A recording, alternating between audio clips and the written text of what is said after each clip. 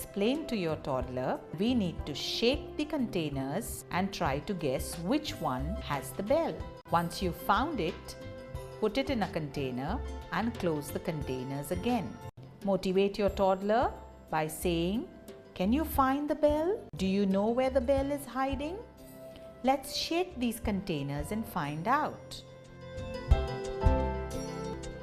Don't worry if your toddler is unable to get it right in the first go.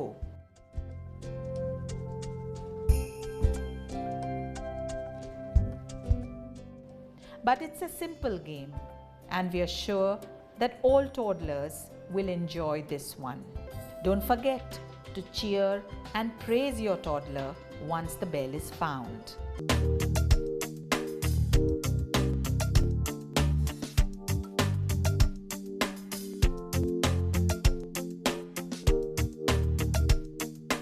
The child watching mum very, very carefully as she listens to the sound of the boxes being shaken. And then what we see as he does the same is how he focuses intently on his mum's facial expressions.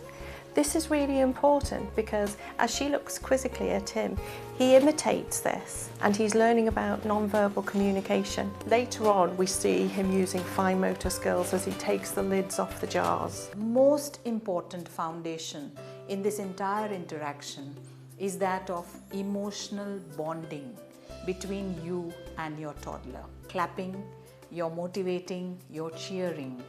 And you will notice that even the most complex of activities become easier for your child to comprehend because your toddler has been given something called emotional security.